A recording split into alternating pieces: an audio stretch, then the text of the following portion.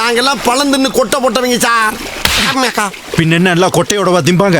இதை ஏன் இந்த வார்த்தை யூஸ் பண்றாங்க அப்படின்னு நம்ம பார்த்தோம் அப்படின்னா, ஒருத்தர் ஒரு விஷயத்துல எக்ஸ்பர்ட்டா இருப்பாரு, அவருக்கு நம்ம ஒரு அடைமொழி கொடுப்போம். அது என்ன அப்படின்னு பாத்தீங்கன்னா, பழம் தின்னு கொட்டை போட்டவர் அப்படின்னு சொல்லுவோம். ஆக்சுவலா இன்னும் தெளிவா சொல்லணும்னா, வேப்பம்பழத்தை சாப்பிட்டு கொட்டையை வெளியில காகம் போடுறப்போ அதனுடைய ஜீரண உறுப்புல இருந்து டிராவல் பண்ணி வெளியில வரக்கூடிய அந்த கொட்டை மண்ணுல அமோகமா வளரும். அதே மாதிரிதான் தான் தெரிஞ்சுக்கிட்டதும் தனக்குள்ள இருக்கிற அறிவையும் வச்சிருக்க ஒருத்தர்கிட்ட போய் ஒரு விளக்கமோ அறிவுரையோ கேட்டோம் அப்படின்னா, ஒரு குடம் போட்ட தங்கம் எந்த அளவுக்கு பிரகாசமா இருக்குமோ அந்த அளவுக்கு அவர் கொடுக்கிற தெளிவும் அறிவுரையும் விளக்கங்களும் அவ்வளவு சிறப்பானதாகவும் நல்ல முறையிலையும் இருக்கும் அப்படிங்கிறது தான் இதனுடைய விளக்கம். இன்னும் ஒரு சுவாரஸ்யமான தகவல்களுக்கு தமிழ் மொழியுடன் இணைந்திருப்போம்.